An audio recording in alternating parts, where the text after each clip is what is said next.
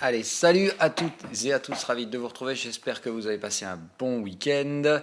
On reprend sans plus tarder cette semaine qui va être extrêmement importante, bon, surtout pour les marchés classiques, mais pas que. J'ai l'impression qu'on va avoir des choses à se mettre sous la dent sur la partie BTC et on va dire cryptocurrency in general, tout simplement parce qu'on est sur des niveaux, ou en tout cas à l'approche de niveaux techniques très intéressants. On est venu les chercher assez rapidement, mais encore une fois, faites attention avec les rythmes de marché, surtout dans un marché en crack. Quand vous retrouvez de la volatilité, c'est jamais vraiment bon signe, puisque si vous avez bien suivi ce que je vous dis déjà depuis plusieurs mois, c'est que le vrai signal de fin du crack, ce sera soit d'aller chercher des niveaux de support mensuels qui se trouvent plus bas, soit écraser la volatilité. Donc si vous voulez, le fait qu'on soit reparti comme ça de but en blanc et donner les targets en moins d'une semaine sur les semaines passées, c'est pas très bon signe. C'est surtout signe qu'on a encore besoin d'acheteurs FOMO, de vendre les raisons pour lesquelles ça montre. La nouvelle raison, c'est l'ETF qui va arriver, et du coup ça veut dire que les institutionnels vont pouvoir se positionner sur le Bitcoin.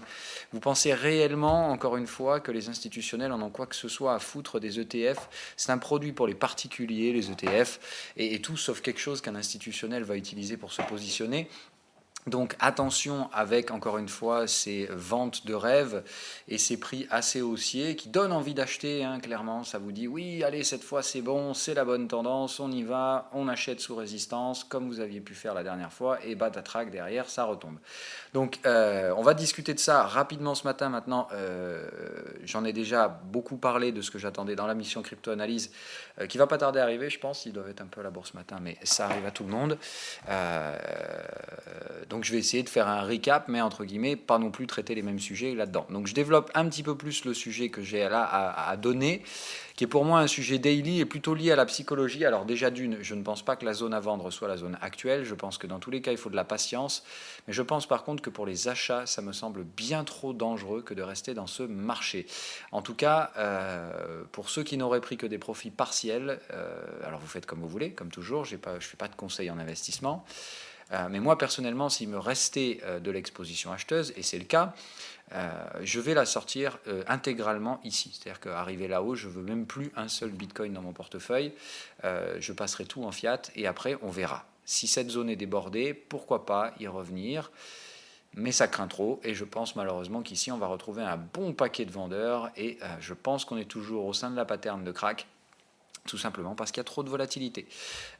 Tout ça là, c'est pas du tout synonyme de ce que j'attends pour une fin de crack. C'est-à-dire, si on avait fait un rounding bottom, qu'on était monté tout doucement comme ça, vous voyez, avec une pente très lente, là j'aurais été beaucoup plus conscient sur la possibilité que le marché fasse un petit pullback et puis derrière accélère réellement sous le seuil d'une vraie tendance. Mais on aurait dû franchir des résistances beaucoup plus calmement que là, alors que là on s'est vite projeté, il faut tout arracher, nouveau short squeeze.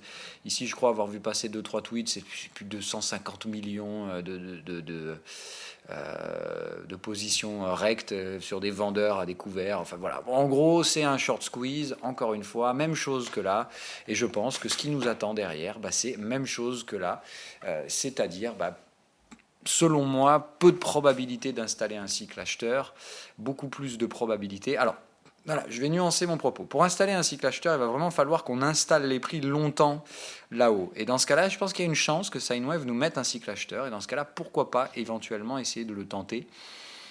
Mais là, le risque, c'est que ça monte bien ici, ça plafonne comme la dernière fois, et puis derrière, on reparte encore plus rapidement. C'est-à-dire que je m'attends cette fois à ce que la dernière vague soit assez lente au début. Je pense qu'on va rester au-dessus de ce truc-là. Voilà, moi théoriquement, ce que je vois bien, c'est un genre de truc comme ça. Vous voyez bien la structure, ça baisse fortement, ça baisse plus lentement. Ici, je pense qu'on va commencer à baisser plus lentement jusqu'à ces zones-là. Et ici, en fait, je vois plus l'intérêt de rester acheteur. C'est-à-dire qu'ici, on va effectivement vous vendre le truc, vous dire il faut repasser acheteur, c'est rien, c'est qu'un pullback de vague 2. Si c'est le cas, ça va. Si ça repart haussier, et encore une fois, je vous l'ai dit, si on commence à installer des creux et sommets ascendants sur une unité daily, il faudra repasser acheteur. Cette fois, je pense que sans grande peine, on pourra refranchir les résistances. Mais ici, ça nécessitera vraiment la même structure qu'ici, mais en plus long. C'est-à-dire vraiment une cup and handle où en fait, ici, on vient faire la anse, tout simplement, mais une vraie grosse anse, et derrière, bon, il n'est pas nécessité que ça prenne 3 mois non plus, mais voilà, si c'est comme ça que ça se fait, c'est vraiment ça que je veux, un rounding bottom, comme on l'a fait ici, un running bottom et derrière ça repart. Si c'est ça qui se produit, honnêtement, ça me paraît bien comme marché. Alors, il n'y a pas besoin d'aller très loin, mais je pense que la Hanse, quand même, elle doit au moins revenir tester cette ancienne oblique. C'est-à-dire que si on tente de installer une petite Hanse comme ça, ouais, hop, moi ça je suis pas fan. Je pense que c'est typiquement le genre de truc qui se fera démonter, un peu comme on l'avait fait à l'époque. Ça, c'est pas du tout une Hanse. Voilà, faut vraiment une Hanse qui revienne tester, je pense, éventuellement cette zone-là, voilà, revenir, chatouiller un peu cette zone, et voilà. Si ça fait un truc comme ça, là, je pense que c'est vraiment pas mal pour essayer d'aller jouer, justement, cette fois, un franchissement haussier des 10 000, et là, évidemment, si on arrive à s'affranchir des 10 000 $, je pense que ce sera pas mal. Là, on ne pourra pas dire qu'il y a un crack en cours, on pourra simplement dire que le crack est terminé. Voilà, moi, honnêtement, je suis sorti par là, je pense que le marché peut continuer encore un petit peu, mais que voilà, si on installe cette structure-là, je reprendrai bien évidemment le chemin acheteur. Si on vient chercher la résistance, ça ne marche pas. Hein. Voilà, pour moi, la structure ici, tasse avec anse, comme ça, pas possible. Enfin, très peu probable pour moi. C'est pas improbable non plus, mais ça me semble quand même assez faible. Disons que le support qu'on est en train d'essayer de constituer là, si on le déborde pour venir chercher la zone dont je vais vous parler juste après, et qu'on revient chercher cette zone vraiment avec un running bottom, et qu'ensuite on revient chercher le sommet, là, 9002, 9003, si ça, par contre, c'est la structure, là oui, effectivement, je suis prêt à prendre. Là, on aura vraiment une cup and handle assez propre, mais pour l'instant, ça ne me semble pas être le scénario à privilégier. Malheureusement, je pense que c'est ce que le marché va essayer de faire, c'est-à-dire de ralentir un petit peu comme ça. Mais moi, ce qui me fait un peu peur, c'est que dans cette structure-là, ce que je vois surtout le marché faire, c'est effectivement nous jouer le coup de la cup, hop, nous jouer le truc comme ça, et puis derrière, hop, hop, hop, hop, hop, et puis ensuite, on remonte très vite, et après, il ne se passe plus rien jusqu'à la fin de l'année.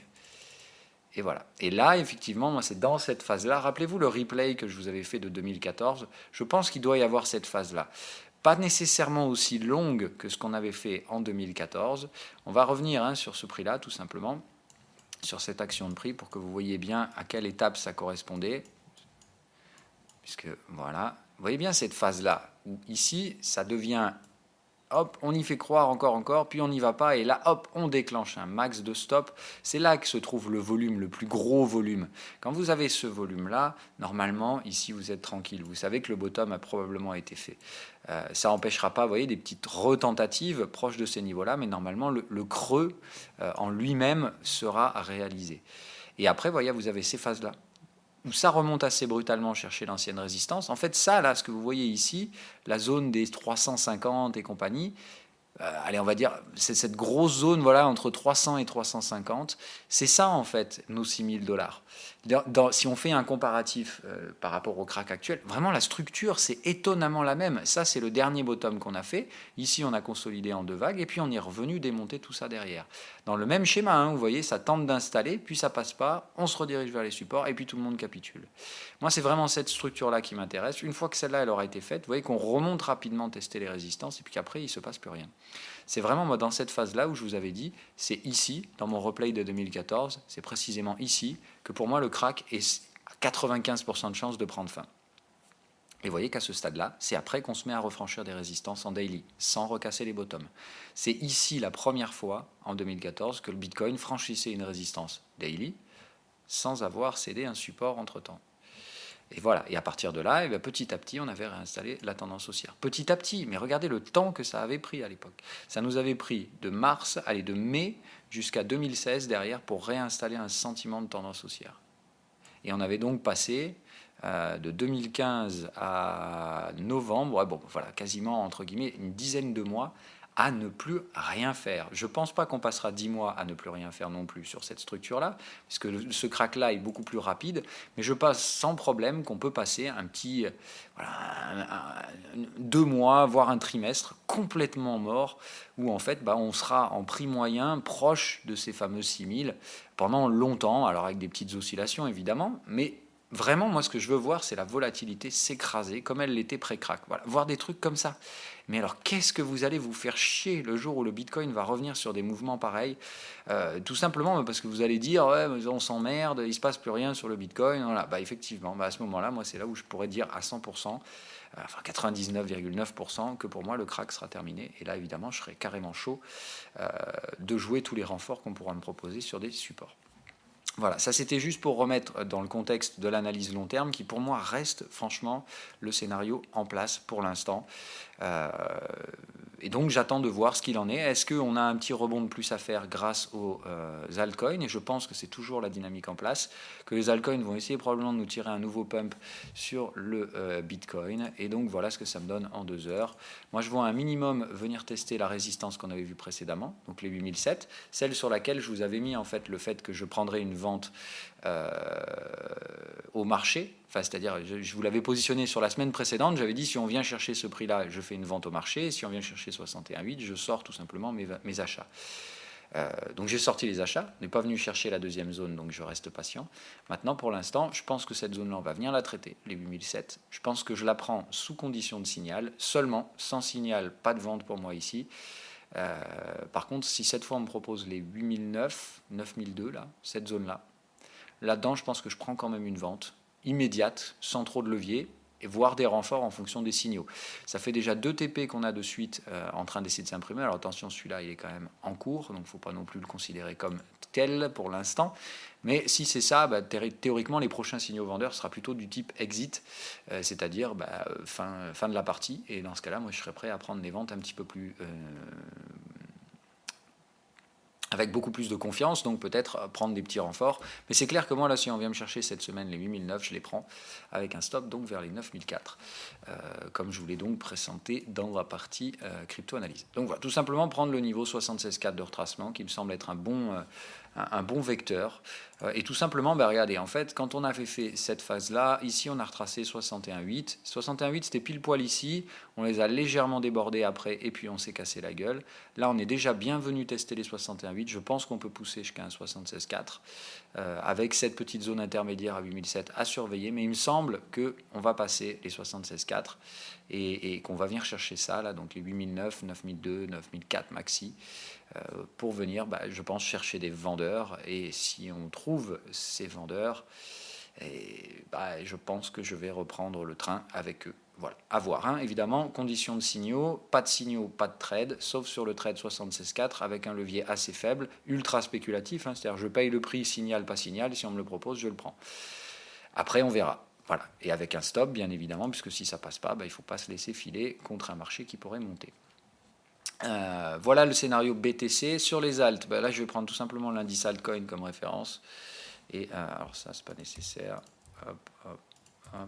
Je m'attends toujours, comme je vous dis, à un scénario où je vois un peu 2 options. Soit ça dump un petit peu en début de semaine, c'est-à-dire pour revenir chercher cette zone, mais encore une fois, je ne vois pas réellement l'intérêt de revenir chercher cette zone qui a déjà été faite. Donc je pense que si on y vient, on peut y aller, essayer marginalement de briser, c'est-à-dire qu'il faudra quand même aller plus bas que ça. Éventuellement, peut-être ce tout petit support que je vais noter, dans lequel je pourrais éventuellement prendre un petit renfort. Alors vraiment, vraiment, vraiment un petit renfort. Et encore, ça ne m'emballe pas plus que ça. Mais dans le schéma, voilà, c'est typiquement le genre de truc comme ça, vous voyez, où on vient et hop, on fait une petite mèche pour venir chercher le prix. Juste histoire de glisser sous ce support-là, vous voyez, on viendrait là, on travaille, hop, on met une mèche et on repart à la hausse. Ça peut m'intéresser. Donc évidemment, ça se traite en ordre conditionnel. Je vais encore une fois essayer de trouver le prix parfait avec le fixed range. Donc moi je dirais qu'il faut prendre là, ouais, hop et hop, d'accord.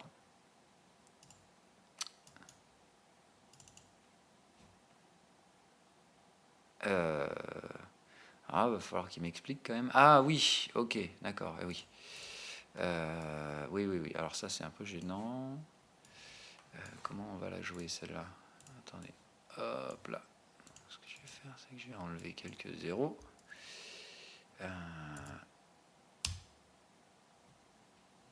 Ça devrait me donner plus de ticks et donc plus de précision. Je vous rappelle qu'on est sur un indice altcoin, donc c'est pas non plus c'est pas un truc à trader. Hein. Je vous rappelle ça, normalement il faudrait le faire sur l'Ether.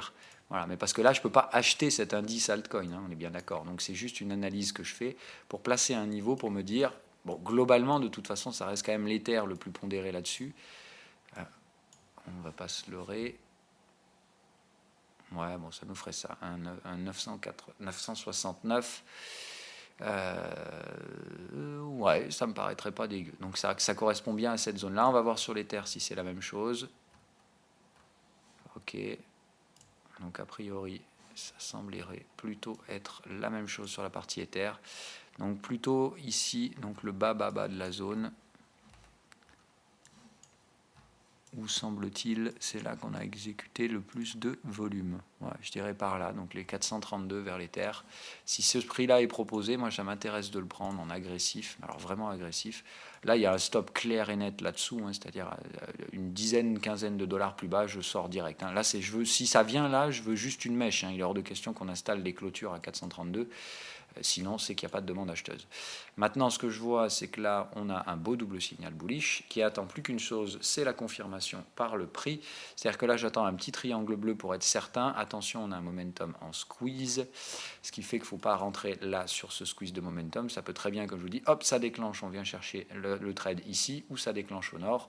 Donc là, moi, je mettrais bien une petite alerte ce matin. Je vais abaisser tout simplement celle que j'avais mise ici.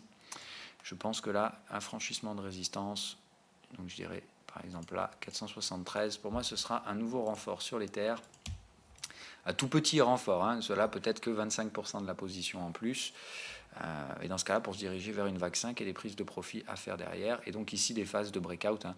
Ici j'attends bien un breakout et une phase tendancielle à suivre pour aller déborder cette résistance. On doit absolument aller au-dessus de ça, hein. C'est pour ça que j'avais identifié 524 et 539 comme prochaine target, qui pourrait même être débordée, hein. Si celles-là elles se font démonter, ça me plairait tout à fait, et dans ce cas-là par contre 565 maximum ici en prise de profit, dans le cas où ce scénario pourrait procurer des gains plus importants. Ça me surprendrait absolument pas qu'on vienne faire ça sur la vague 5. Ce serait même normal, mais voilà, à surveiller quand même cette petite zone charnière ici. Ça peut tout à fait échouer ici sur les altcoins sans problème, peut-être à cause du Bitcoin qui pourrait lui atteindre sa zone résistante et repartir à la baisse.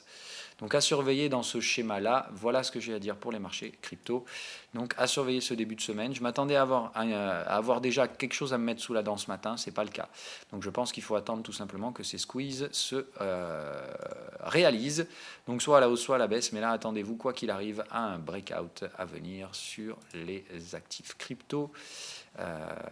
Et donc moi je vais mettre ici sur la zone de break. Si on vient chercher ça, je veux voir comment on break, et s'il n'y a pas de breakout aussi, s'il n'y a pas de breakout baissier, c'est-à-dire s'il n'y a pas de pattern breakout, je serais très intéressé effectivement de me positionner sur un 432. Après, s'il y a une pattern de breakout, je veux que la target soit là. Si la target est vers 432, je la paye, mais c'est tout.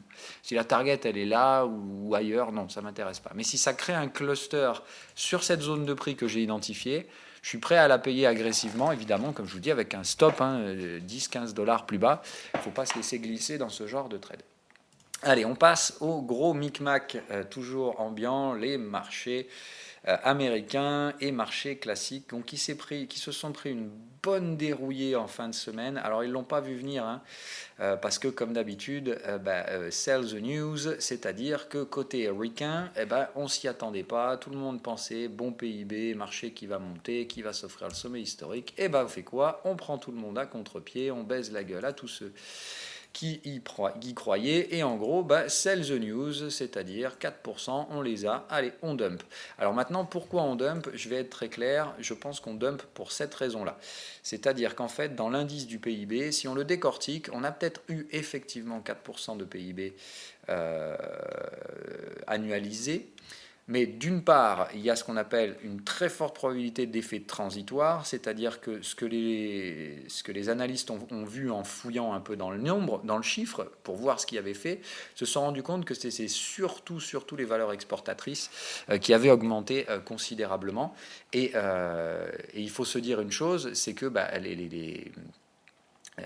ce qu'ils expliquent, c'est tout simplement, justement, face à l'incertitude de la trade war, enfin de la guerre commerciale, beaucoup d'exportatrices ont gonflé les exportations avant la mise en place des tarifs, ce qui a fait exploser le chiffre de production industrielle trimestrielle, mais qui ne se reverra donc pas ou très peu dans l'effet annuel, puisque dans ce cas-là, on attend une contraction de l'activité sur le trimestre suivant, celui qui arrive là. Ce qui voudrait dire quoi? Ce qui voudrait dire que les bons chiffres qu'on a sur ce trimestre, ils servent surtout parce que les entreprises, elles ont bien gonflé les ventes avant et à l'export, avant la crainte d'une trade war, ce qui veut dire que dans ce cas-là, en fait, les effets négatifs de la guerre commerciale pourraient arriver sur le trimestre qui suit, et c'est ça que Wall Street vient de pricer. Et la deuxième chose, c'est que ça, ce que vous avez ici, l'indice des prix du PIB, c'est-à-dire que ça, c'est la mesure de l'inflation la plus globale qui existe. Alors vous avez les PCE, vous avez les PCI, les CPI, vous avez toutes ces mesures de l'inflation qui sont complètement faussées, encore une fois, parce qu'on ne regarde que certains actifs. En général, on enlève le coût de l'énergie. Enfin, c'est de l'inflation de merde, c'est l'inflation de Wall Street, en fait, les CPI.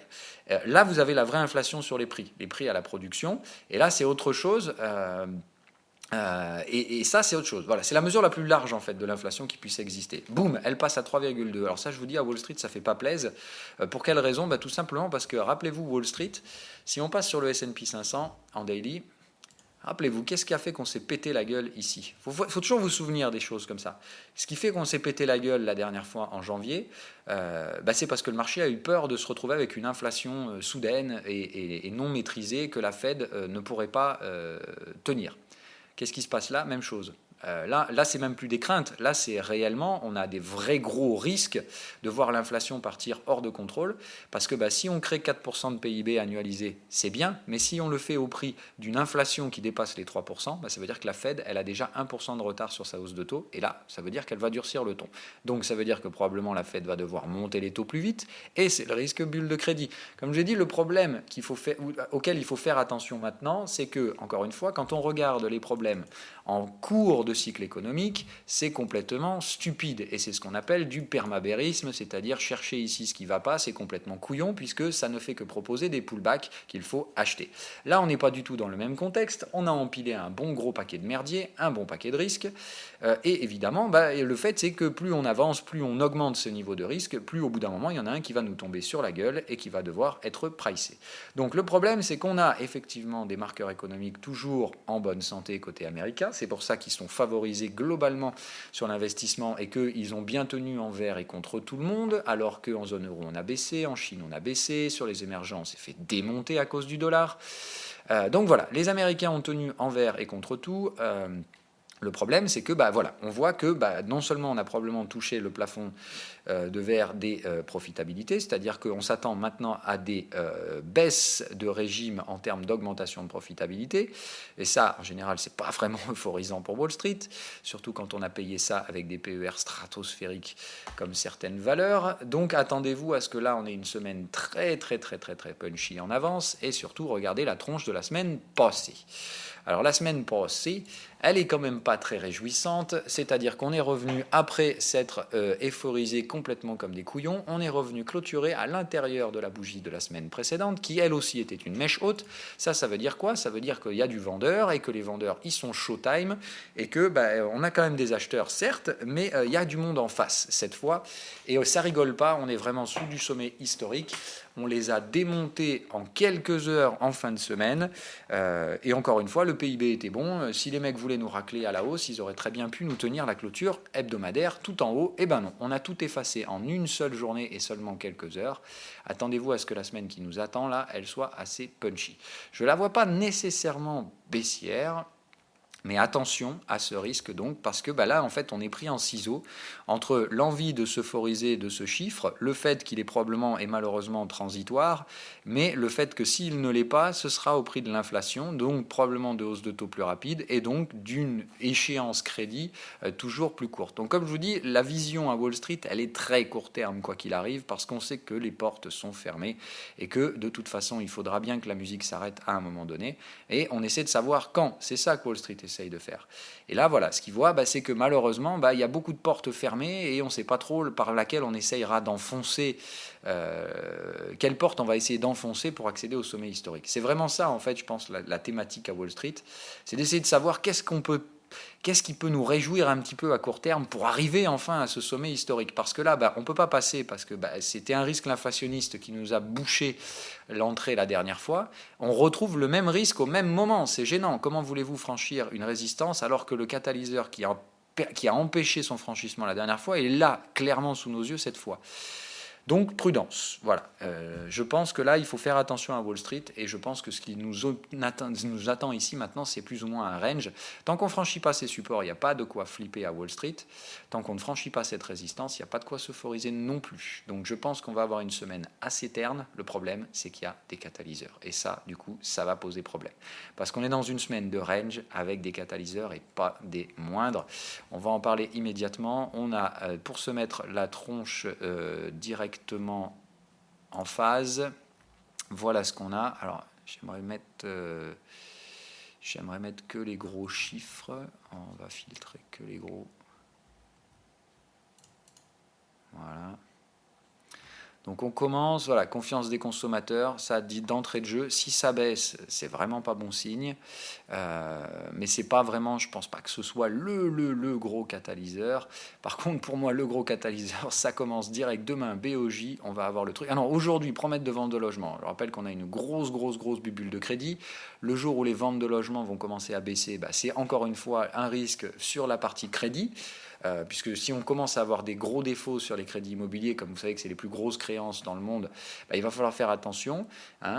Donc c'est toujours une thématique de fond qu'il faut surveiller. Je ne pense pas que ce soit un énorme catalyseur baissier, mais comme toujours, dans un marché tendu sur des niveaux importants, un chiffre qui rate fortement, ça peut vraiment changer la psychologie et permettre l'enfoncement rapide de support. Donc à surveiller ça. La BOJ, je pense que il faut s'attendre à quelque chose côté BOJ. Ils ont déjà préparé le terrain il y a quelques mois pour dire que peut-être ils allaient se préparer à la sortie des QE après 20 ans. Enfin, pas la sortie des QE, mais qui commençaient déjà à réfléchir éventuellement à une politique de moins accommodante. Bon, je ne sais plus exactement quel mot ils avaient utilisé, mais bon, si on enlève le verbe du banquier central, ça veut dire qu'on commence à réfléchir à une porte de sortie. Donc ça, autant vous dire que ça va leur coûter cher au bout d'un moment au Japon s'ils veulent se barrer d'un truc qu'ils font depuis 20 ans. Mais voilà, le gros, ça va être, je pense, à partir de là, mardi, parce que mardi, donc on a la BOJ, mardi soir, on a Apple, et je pense qu'Apple, ils vont se faire démonter la gueule. Quand on voit que Amazon, même avec des chiffres plutôt pas dégueux, mais mitigés, ils se sont pris quand même une petite tartasse, c'est-à-dire que ça franchit pas le sommet historique, pire que ça se reflue. C'est-à-dire, on va le voir, Amazon, ça a été ouverture en sommet historique, reflux baissier, clôture en bas, ça fait mal. Ça veut dire qu'il y a les vendeurs, ça ne veut pas seulement dire qu'il y a des prises de profit, ça veut dire qu'il y a des mecs qui vendent parce qu'on tient les clôtures en bas. Donc on va voir ça, mais Amazon, voilà, quand on voit, c'est que même les chiffres sont bons, ça veut tout simplement dire, ok les gars, mais bon, moi je pense qu'on a trouvé le plafond de profitabilité, et à ce prix-là, je veux pas continuer à payer du 300, 400 fois les bénéfices, tout simplement. Donc les acheteurs veulent bien encore acheter, je pense, sur cette action-là, moi aussi, mais beaucoup plus bas que les prix actuels. On va être beaucoup plus demandeur maintenant sur les prix acheteurs, je pense, sur ces gigacaps, et quand on voit le prix qui est payé Apple, alors que comme je vous l'ai dit, pour moi le business model est déjà en train de commencer à s'effriter, et voilà, je pense qu'Apple c'est probablement celle qui pourrait se faire dégommer le plus si les chiffres sont pas bons, ou en tout cas si les chiffres sont proche du consensus, mais pas surprenant. Donc on verra, mais Apple, je m'attends à des surprises là-dessus. J'aimerais bien, voilà. Après, on va voir, c'est le marché qui choisit. Donc mardi, pour moi, c'est la grosse journée, parce qu'on va se réveiller avec la BOJ, et puis on terminera avec Apple à la clôture le soir. Donc des catalyseurs le matin sur la partie yen, sur la partie risque, sur des indices très tendus, et puis le soir, après la clôture, Apple, la plus grosse gigacap américaine, qui, si elle aussi se rate le consensus, va tomber, fera tomber les techs avec, sachant qu'il ne reste plus que les mauvaises maintenant à publier, qu'on soit bien d'accord. Boeing, ça a publié. On va faire un petit tour rapide sur les actions. C'est la thématique du moment. Donc, Google, ça a publié. Facebook, ça a publié. Nvidia, ça n'a pas publié encore, mais attention. Netflix, ça a publié, ça s'est pété la gueule. Amazon, ça a publié, c'est pas bon. Twitter, ça a publié, c'est carnage. Boeing, ça a publié, ça baisse pas, mais ça monte pas. Voilà, donc il faut faire attention. Il nous reste Apple, pour moi ça pue la merde. Tesla, ça pue la merde. Et Nvidia, il risque de se faire démonter aussi. Donc en termes grosse capi américaine, malheureusement, il n'y a plus grand chose de croustillant à se mettre sous la dent, pour ne pas dire que c'est même plutôt décevant ce qui nous attend derrière. Donc, encore une fois, ces grosses valeurs, elles pondèrent dans les indices assez fortement. Donc, à voir si les indices vont réussir à être soutenus. Ça aurait pu être soutenu par les small caps. On va en parler parce que c'est une thématique qui m'intéresse beaucoup pour l'instant. Et vous voyez que par exemple le Russell, quand il se prend un truc comme ça en hebdomadaire, il va vraiment falloir remonter. C'est-à-dire la dernière fois qu'on a fait ça, heureusement la semaine suivante ça a été acheté et tout allait bien. Là malheureusement, qu'est-ce qu'on a comme thématique positive en termes de small cap? L'inflation c'est jamais pas très très bon pour eux, donc c'est normal qu'elles accusent le coup.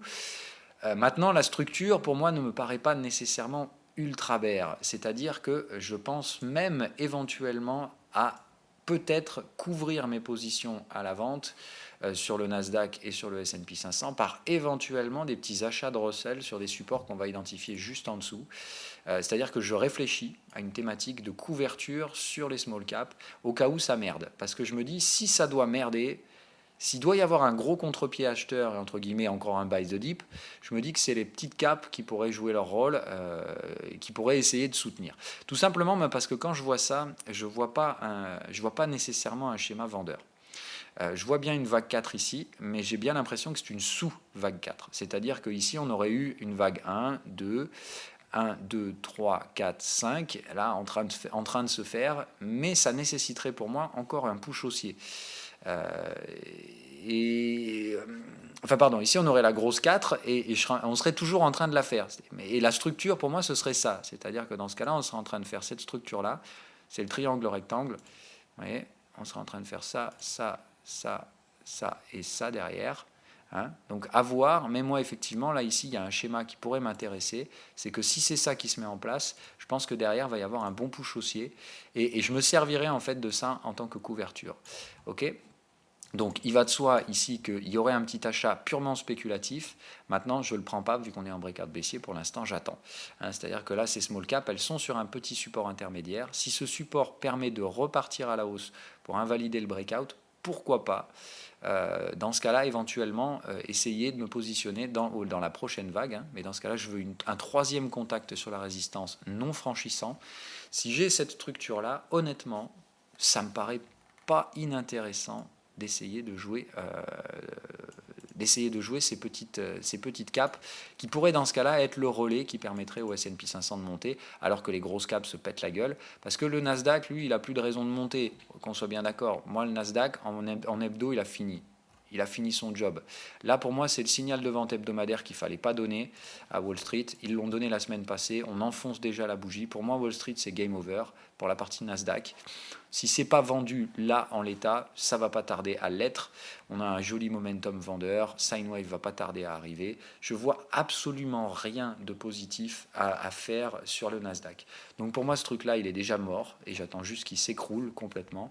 Mais, comme je vous dis, le S&P 500, lui, techniquement, il devrait quand même aller chercher son sommet historique. Il faut comprendre que le S&P 500, lui, il est beaucoup plus fortement pondéré en valeurs qui ne sont pas des giga-caps et dans lesquelles je pense qu'on peut trouver éventuellement un petit relais de croissance à court terme, juste pour permettre au S&P d'aller chercher son sommet historique. Ok, donc je joue ce truc-là, c'est-à-dire je reste vendeur Nasdaq, je reste vendeur S&P 500, je ne vends pas le Dow Jones parce qu'il s'est déjà bien fait dérouiller celui-là, mais voilà, éventuellement une petite couverture sur le Russell à prendre uniquement si je vois la structure identifiée se mettre en place. C'est tout ce que j'avais à dire sur la partie action. Donc évidemment, je pense qu'il faut attendre les publications d'Apple, Tesla aussi, je crois, cette semaine, si je ne vous dis pas de conneries. Il me semble qu'il y a Tesla aussi cette semaine. Alors, je crois qu'on peut le savoir à chaque fois ici. Je ne sais plus qui m'avait donné ce truc. Ouais, voilà. Donc on se prend Tesla. C'est quand du coup? C'est le 1er août et je crois qu'il publie le soir aussi. Tesla, c'est typique du genre à publier le soir. On va aller voir ça. Donc il publie le 1er août. Tesla, c'est ça, after close. Donc il publie à la clôture. Donc demain Apple, après-demain Tesla. Et pour finir la semaine, un calendrier économique pas des plus inintéressants puisqu'on se tape donc l'ADP jeudi, l'ADP mercredi. Ah oui, c'est nouveau, normalement c'était jeudi. Donc l'ADP mercredi et vendredi, le NFP. Donc on va voir ce qu'il en est sur tout ça. Donc ça fait beaucoup de catalyseurs. Mais donc cette semaine, pour moi, une thématique AUDNZD intéressante, la grosse thématique GBP ici. Ça, je pense que ça va bouger. sur le GBP. Donc on va avoir donc effectivement une hausse de taux. Je m'attends quand même à ce que normalement la partie GBP-USD déclenche. Je veux voir enfin le GBP-USD reprendre un vrai directionnel haussier.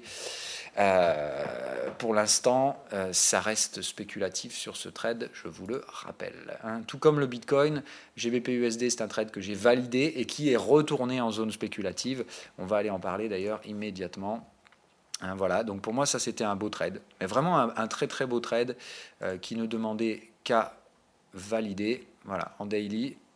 On va y arriver. Voilà. Quand on est arrivé ici et qu'on a fait ce gros avalement haussier, là, je me suis dit, ok, c'est bon, on est tranquille sur le GBP USD. Et puis est arrivé ce putain d'avalement baissier. Après avoir cassé le plus haut, ça c'est vraiment, on s'est fait ratatiner en tant qu'acheteur. Maintenant, voilà, je vois ce marché qui se stabilise. Je veux voir, donc, avec la hausse de taux côté GBP, j'ai besoin qu'on franchisse une résistance. Je vais vous expliquer tout simplement pourquoi. Parce que là, malheureusement, on a un momentum en contraction, c'est-à-dire qu'on n'arrive pas vraiment à... Alors, c'est pas une contraction parce que le dernier sommet est venu chercher le même niveau que précédemment. Donc c'est plutôt positif. C'est vraiment, ça tenterait à dire on va installer un momentum positif, mais je veux le voir se réaliser parce que le risque, c'est que comme Sine Wave est venu ici en risque de fin de cycle acheteur, si on se redirige vers le support, ça va dire que je risque de me faire enfoncer et sérieusement, ce qui veut dire que je vais devoir déclencher des stop loss parce que je vois difficilement le marché tenir derrière ce support. Alors il va de soi que je ne sortirai jamais tout sur le GBP USD, mais je devrais gérer mon risque avec un stop sous ce support-là, ce qui nous amène très très loin, ce qui veut dire que je vais devoir reprendre une perte sèche, et j'ai vraiment pas envie que ce soit le cas. Donc on verra bien, mais je m'attends normalement à ce que ce marché tout simplement casse le cycle.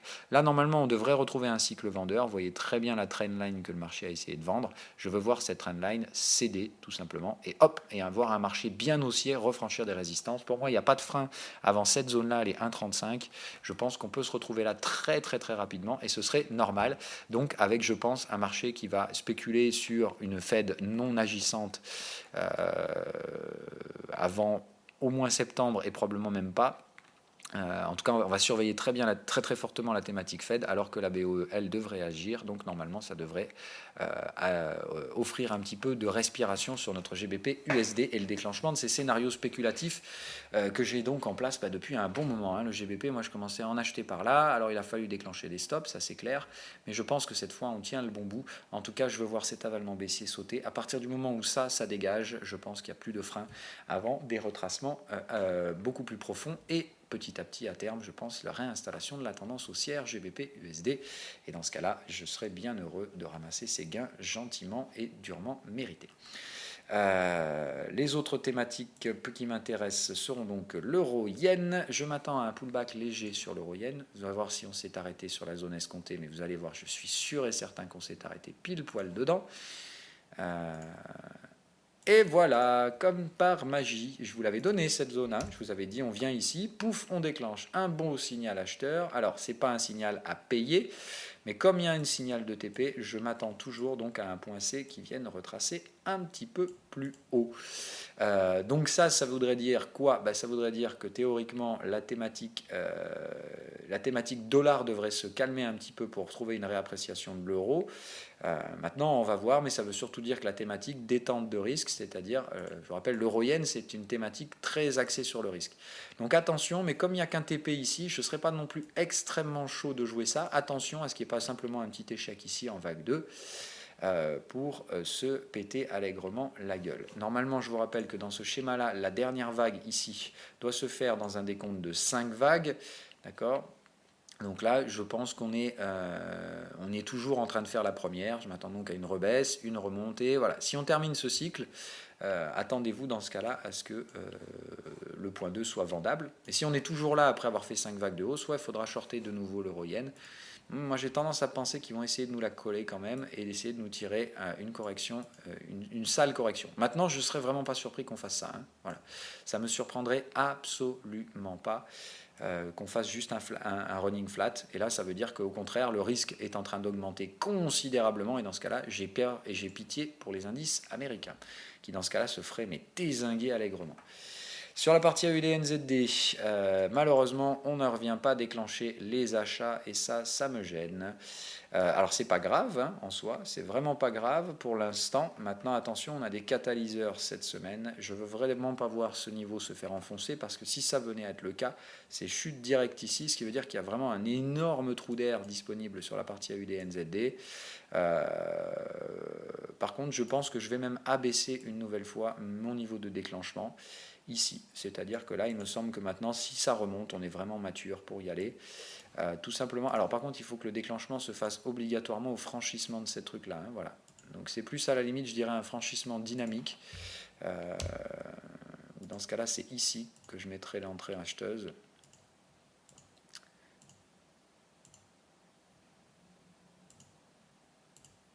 Voilà. Je dirais qu'effectivement, franchissement de ça avec une clôture, ça me semble intéressant de jouer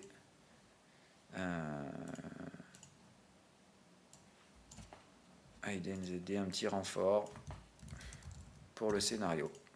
Maintenant, pour l'instant, je dirais patience. Hein, voilà. Si ça vient vraiment enfoncer le support, moi, je vais déclencher des stops. Enfin, des stops. En tout cas, je vais déclencher des prises de profit pour racheter à meilleur compte plus bas. Alors, attention, hein, je veux soit un catalyseur qui permet de franchir, mais s'il n'y a pas de catalyseur et qu'on fait juste une petite mèche, ça ne m'intéresse pas. Hein. Je veux des clôtures.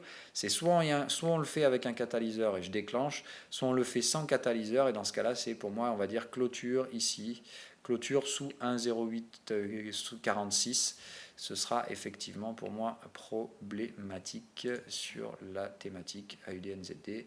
Ça voudra dire que très probablement on se redirige vers cette zone et je préfère prendre des profits pour m'en remettre une double dose ici que de me laisser glisser là-dedans. Donc on va mettre invalidation ici avec une alerte également.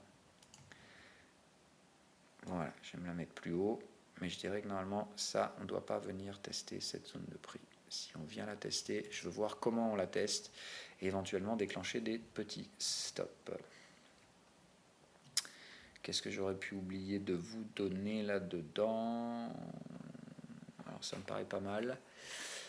Qu'est-ce qu'on n'aurait pas pu traiter? Ah oui, l'US Oil, il me semble qu'il va y avoir un truc intéressant bientôt.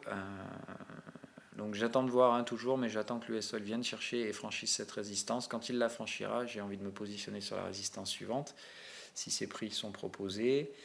Donc c'est toujours un trade en attente. Je l'ai déjà en spéculatif sur la partie USD CAD avec cette vente, où normalement, si le pétrole baisse, l'USD CAD devrait baisser également. Pour l'instant, c'est un scénario qui se développe tout doucement. Donc il n'y a pas de voilà, pour l'instant il n'y a pas d'urgence là-dessus. Le gold, ah oui, alors ça évidemment il faut qu'on en parle, grosse thématique. Alors le gold, hein, c'est quand même c'est l'actif le plus relou du siècle. Celui-là, encore une fois, je pense que ce sera mon plus beau gain, peut-être même plus encore que les indices américains. Le jour où ce truc-là débloquera, s'il débloque, hein, encore une fois, je peux me planter. Mais je pense que ça, c'est celui où il y a anguille sous roche. Pour moi, je vois un scénario qui a tout fait pour aller dans l'autre sens, qui n'y arrive plus ou qui va essayer encore une fois d'essayer de chasser du stop, mais que quoi qu'il arrive, je m'attends à ce qu'il y ait une phase de stress que les mecs n'aient pas prévu. Et comme il y a tellement de gains latents à faire là-dessus, je dis pour moi, si ce truc repart à la hausse, c'est pour franchir cette résistance-là et jouer une extension haussière. Et je pense même, je vous le dis maintenant, qu'on ira plus haut, c'est-à-dire qu'on pourra aller chercher 1540. C'est-à-dire qu'en fait, les conneries qu'on vient de faire à la baisse risquent de se payer au prix d'une extraction haussière encore plus lointaine. Et pour être précis, je pense même qu'on peut aller plus loin que ça. C'est-à-dire que pour moi, en hebdomadaire, je vais probablement rehausser ma target max, hein, comme je vous dis, peut-être même ici. Voilà. Et je pense qu'on peut même remonter au-dessus des 1500 et quelques sur une phase de stress. Et encore une fois, derrière, il faudra vendre ce gold. C'est-à-dire que le gold, je vous rappelle que c'est vraiment pas une structure buy and hold qu'il faut essayer de développer là-dedans.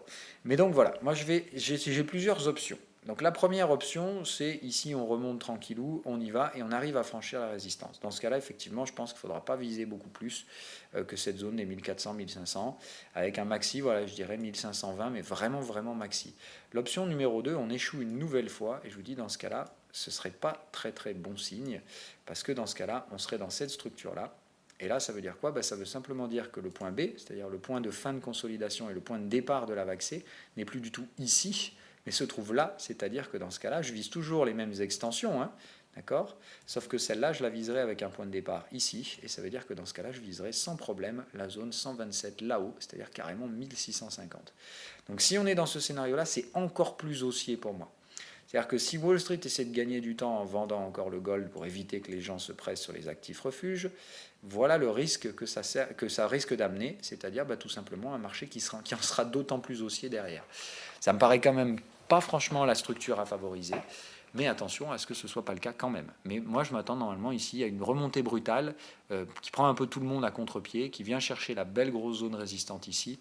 Et ici, sous condition de signaux vendeurs, peut-être pour moi redistribuer le gold que j'ai accumulé depuis un bon moment maintenant. Puis ça, oui, à peu près là, c'était les dernières fois où les achats de gold avaient été réalisés, avec achat d'or physique également. Donc je m'attends normalement à ressortir ces achats avec de jolis gains quand même, parce que je crois qu'en or physique, il me semble que je dois avoir 1220, un truc comme ça, après en prix moyen, donc ça fait un bon 20%. Encore une fois, moi je pense pas qu'il faudra détenir de l'or pendant la récession en grosse quantité, qu'il faudra en avoir un petit peu dans cette récession, mais je ne m'attends pas normalement à une récession cataclysmique.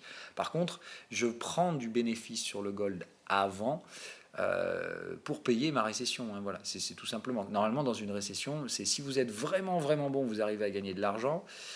Si vous êtes juste bon, vous arrivez à pas en perdre. Si vous êtes mauvais, vous allez en perdre. C'est comme ça que ça se passe. Donc moi, j'essaie d'empiler des gains pour...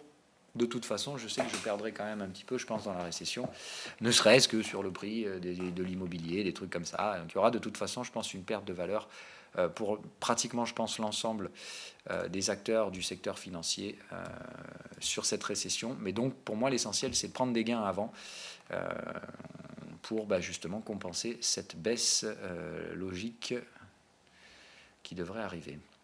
Qu'est-ce que j'aurais pu oublier d'autre? Ah oui, l'USD-CNH, il faut qu'on en parle.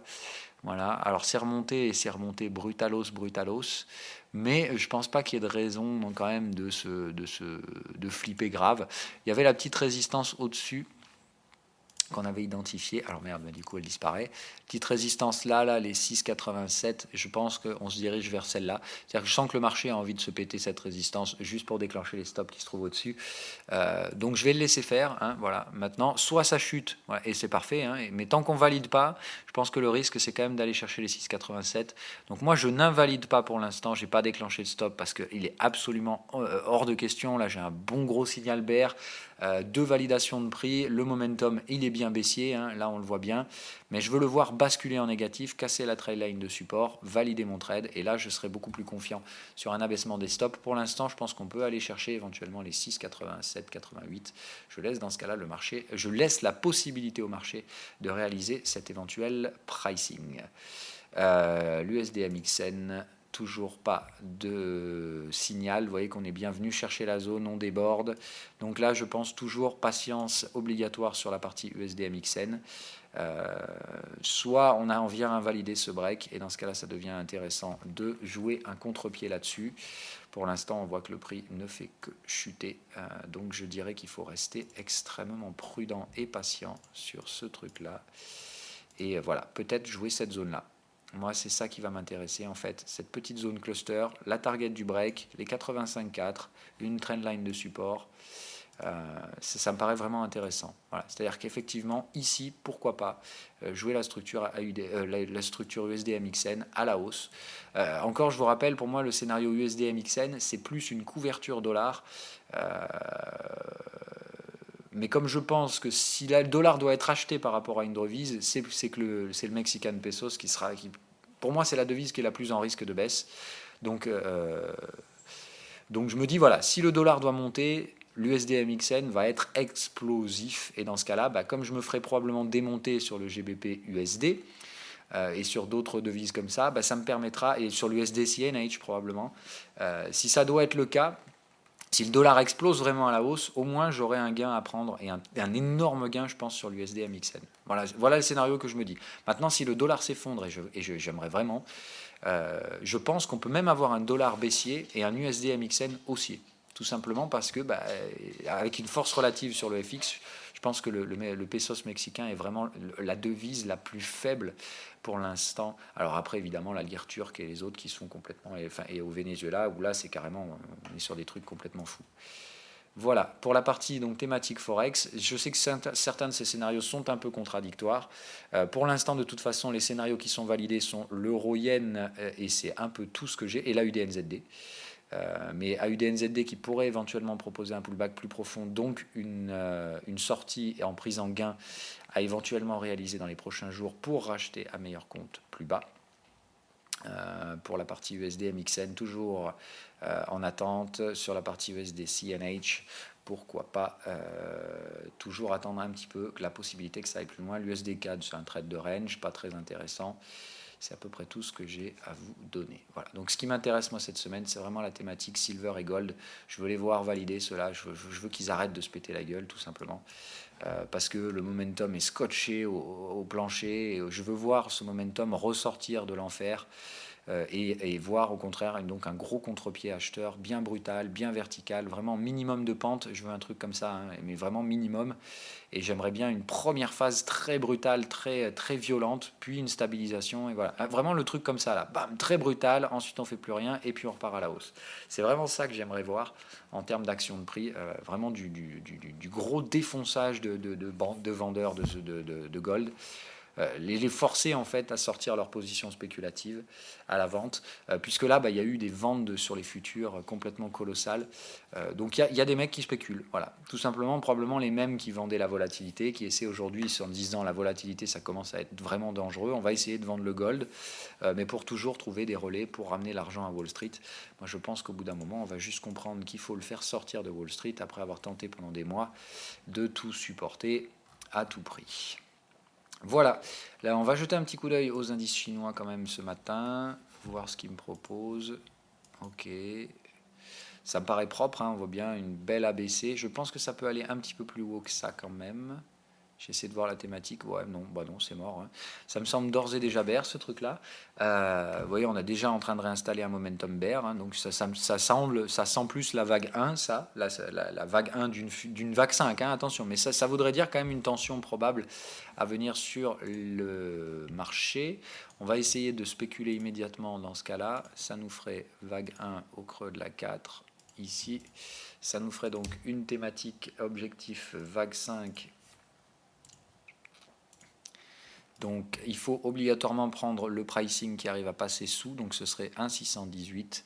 Pour moi, ce serait donc ici une sortie totale pour ceux qui sont sur le Shanghai Composite. Ça me semble être une target maximale, ce qui ferait donc une nouvelle rechute de 9% par rapport au dernier sommet.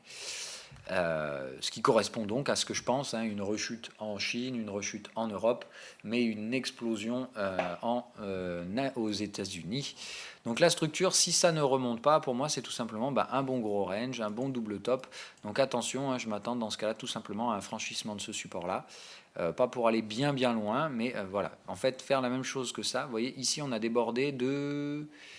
Alors ça c'est vraiment une astuce que je vais vous donner, c'est-à-dire vous prenez le sommet ici, vous dites dans ce cas-là, la résistance sera là, vous prenez cette résistance, ce support ici qu'on a tradé, hop, et vous dites normalement on ne va pas déborder de ça.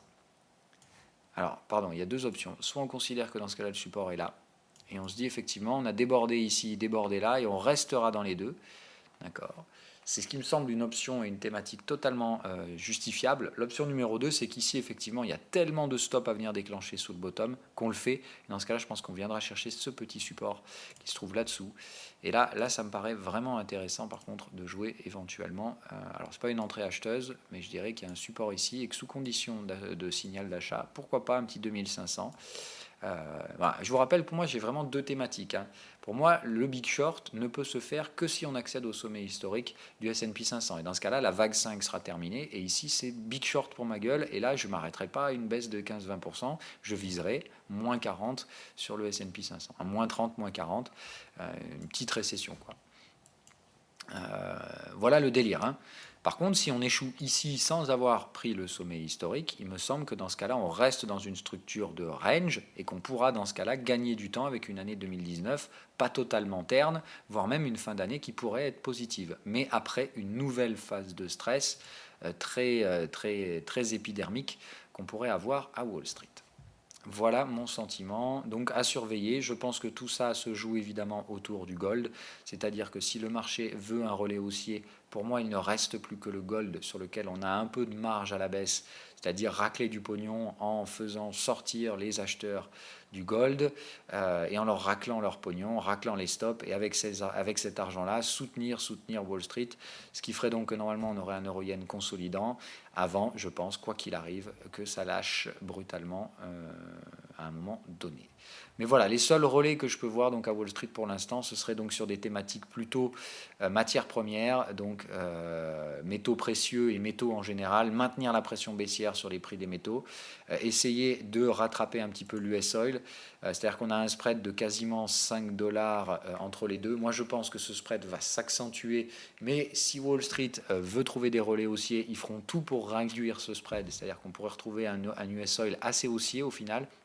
Ça fait partie des relais, je pense, que Wall Street pourrait essayer de tirer pour essayer, encore une fois, de survivre envers et contre toute logique. Mais donc voilà, c'est les choses que je vais surveiller. Et dans ce cas-là, on aurait des pullbacks un petit peu plus profonds sur la partie chinoise, puisque là aussi, on a un peu de place. Donc c'est à surveiller. Les junk bonds, c'est à garder aussi, évidemment, au coin de votre tête, comme c'est extrêmement piquant. Alors bon, c'est pas un vrai beau pendu encore, mais on est bien sur une structure comme ça, sous une résistance, le marché fait une mèche basse et clôture négatif, c'est bien. Voilà, ça c'est donc ce qu'on appelle la possibilité d'avoir un pendu. Donc évidemment, il ne faut pas franchir la résistance maintenant. Toute clôture qui sera faite au-dessus des 35,87 sur les junk bonds sera même plus qu'inquiétante. On peut mécher au-dessus, ça c'est pas très grave, mais je ne veux pas de clôture daily au-dessus de ce niveau. Je vais donc aller mettre l'alerte moi-même. Hop, voilà, je vais la mettre ici. Je vais aller rechercher en termes de volume comme d'hab. Si on n'a pas un petit truc à aller chercher quand même ici, histoire de ne pas se faire baiser bêtement. Alors évidemment, ils m'ont merdé. Bon, GNK. Bon, ouais, voilà, bon, vous voyez que ça se passe par là. Donc évidemment, de toute façon, si on clôture au-dessus de ce truc-là, il me semble qu'il faudra faire attention. Donc je vais mettre simplement une petite alerte. On va mettre une alerte invalidation. Voilà. C'est pas ça que je veux. Voilà, je veux une clôture. Voilà, si ça parvient à clôture au-dessus de ça en daily, il faudra éventuellement commencer à se poser des questions et au fait que Wall Street peut peut-être essayer donc de trouver les junk comme un relais. Bon, maintenant, je vois pas l'intérêt qu'on aurait d'aller chasser des stops sur du junk bond, mais bon, pourquoi pas. Pourquoi pas, à Wall Street, ils sont prêts à tout. Et donc, on termine sur la thématique VIX. Donc, le VIX, je vous avais donc dit la dernière fois, je surveillais les franchissements de cette résistance, j'avais bien mis une alerte. On a déclenché cette chose-là et on échoue pile sur le breakout, c'est-à-dire que là, ce matin, ça laisse pas 50 options, soit le VIX est acheté et autant vous dire que je pense qu'on va se diriger rapidos vers les 21, donc ça veut dire panique à bord à Wall Street. Option numéro 2, pour une raison X ou Y, on trouve encore le moyen de vendre la volate. Je pense qu'on ne franchira pas de support derrière ça, mais dans ce cas-là, ça veut dire revenir chercher la thématique des 12. Et avec une volate à 12, encore une fois, ça veut dire qu'on peut se permettre quelques petits franchissements de résistance, éventuellement à Wall Street. Donc on verra tout ça, mais je pense que la thématique du risque, c'est la thématique de la semaine. Il n'y a pas vraiment de grandes choses pour se réjouir. On n'attend pas un superbe chiffre NFP. La confiance des consommateurs ne me semble pas être un catalyseur suffisant pour franchir des résistances. Malheureusement, on a Tesla et Apple cette semaine et je pense que les deux risquent de décevoir. Alors on va voir, je peux me planter et puis je ne suis pas magicien. Mais voilà, je pense que parmi les catalyseurs GAFA, ces deux-là ne sont pas franchement parmi les plus risqués, en tout cas pour ce qui concernerait des résultats positifs. Le risque, c'est vraiment que par contre des résultats décevants, là par contre, fassent vraiment des grosses baisses. C'est-à-dire qu'Apple, si c'est bon, c'est bien, mais je pense que ça peut gaper, mais pas beaucoup non plus à la hausse. Par contre, si c'est pas bon, ça peut vraiment prendre du moins 20%. Là aussi, comme sur du Facebook, Apple, ça a été complètement suracheté. On est sur les fins de tendance mensuelles. Si ça déclenche, c'est des vagues 1 et ça veut dire qu'on peut sans problème péter des supports. Ça ne déclenche aucun... ça ne change... Ça reste dans la structure de pricing normale. Donc attendez-vous à ce que ça puisse gaper sous les supports à Apple si c'est négatif. Voilà. Allez, je vous souhaite une agréable journée. Pardon, les questions. Alors, les questions. Alors,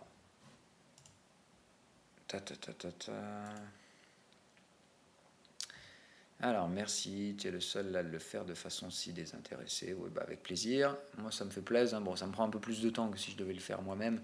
Mais bon, en même temps, à argumenter les choses, ça me permet de structurer encore un peu plus mon raisonnement. Et donc c'est pas mal, hein, je vous garantis, je suis plus efficace en fait depuis que je fais ce truc-là. Donc je le fais pas purement de façon altruiste. J'ai remarqué que bah, c'est con, mais en fait, à vous apprendre des choses et à partager comme ça, bah, moi je suis meilleur dans mon travail aujourd'hui. Donc voilà. Alors bref, quand tu as acheté sur Bitstamp, pourquoi tu n'as pas revendu? Bah, parce que, voilà, m'en fous. J'ai pris 500 balles, tu vois, encore une fois, quand je fais des erreurs avec du levier ou avec de l'argent, je coupe instantanément.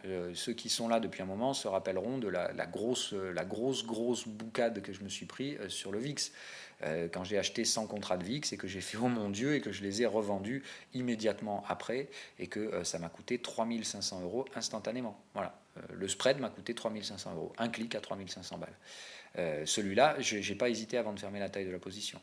Parce que là, il y avait un levier extrêmement dangereux mis en place, et là, je sors immédiatement, il n'y a pas de question. Là, par contre, bon, je m'en fous, c'est 500 euros, et puis c'est acheté au comptant, c'est pas sans levier, donc voilà, je n'ai strictement rien à foutre de la position, ça ne représente vraiment rien du tout pour moi. Donc si elle doit être stoppée, comme je l'ai dit, ce sera 100 euros de perte, c'est vraiment que dalle. Donc aucun intérêt, c'est pour ça que je laisse la position, sinon je ne me serais pas amusé à ce truc-là. Alors, la loupe s'appelle, il faut que tu me la demandes, mais je crois qu'elle se trouve plus sur internet, mais de mémoire ça s'appelait Jab Loop. Ouais, si c'est ça, tu dois la trouver. Voilà, Jab Loop, mais c'était ça. Voilà.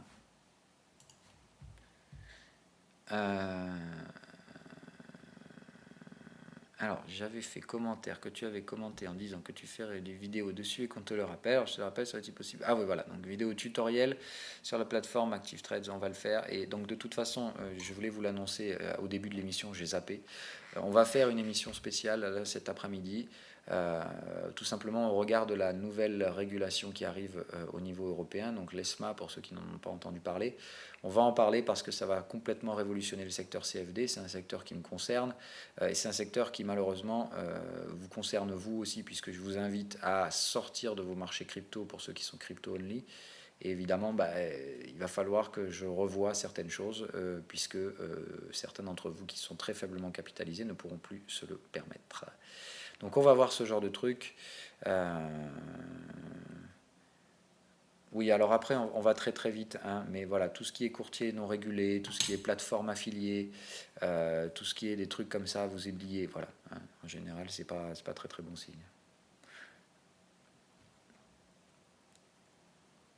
Et le bruitage à 11 minutes 50, je ne sais pas ce que j'ai fait, mais ok.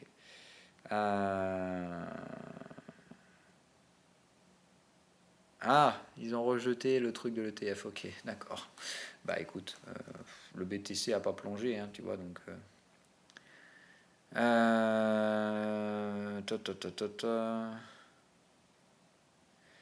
Le plus pratique comme multiplicateur, ok, oui, c'est de foutre. Bon, de toute façon, voilà, tu fous un. Ouais, ah, ben c'est pas con, oui, de foutre le prix en Satoshi. Ah non, c'est intéressant. Tu vois, je trouve ça intéressant ce que tu fais. Bon, voilà, moi, de toute façon, c'était pour la raison technique, en fait, de le multiplier pour tout simplement éviter l'erreur sine wave. Point de vue sur les conséquences d'un crack des marchés financiers vis-à-vis des cryptos. Alors ça, c'est une question qui revient tellement souvent. J'en sais rien. Moi, je pense que si le marché crypto est accepté un jour par les institutionnels et surtout par les particuliers, et que ça devient une valeur refuge, un stockage de valeur, je ne pense pas nécessairement que ça prenne la part de marché de tout le reste. C'est-à-dire, je ne pense pas que ça va gober toute la liquidité du gold, ni toute la liquidité de l'immobilier, mais je pense tout simplement que ça deviendra une nouvelle option de couverture dans des phases de stress, et dans ce cas-là, ça peut trouver un attrait, mais c'est vraiment tout ce que je pense. Et ben voilà, on a acheté du Ripple tous les deux comme des couillons à des prix merdiques, Pierre, mais c'est comme ça. Q4 c'est Noël, ça booste toujours plus. Non Nico, je suis navré de te le dire, mais la saisonnalité, on lui met un gros coup quand on est en fin de tendance. Je te donne pour exemple, tout simplement, par exemple, l'été c'est baissier, sell in May and go away, on a acheté cet été. Voilà. Donc c'est tout con, mais la saisonnalité, on en tient compte quand on est en phase de tendance. On fait attention avec tous ces adages boursiers quand on est en fin de tendance. Le marché a souvent tendance à justement les démonter, ces adages boursiers, juste pour piéger les imbéciles qui traderaient qu'avec ça. Ouais, voilà. Bon, donc bref, j'utilise pas de screener, mais je pourrais le faire. C'est vrai que ça serait intéressant éventuellement de faire ça, mais bon. Moi, le jour où je pourrais faire un screener avec mes indicateurs, là, oui, c'est ce que je prévois de faire sur MT4. Mais en tout cas, dans la partie TradingView, le screener n'est pas assez libre d'utilisation pour ce que j'aimerais en faire. Ben voilà, on a fini. Je vous dis à demain. Bye bye et bonne semaine.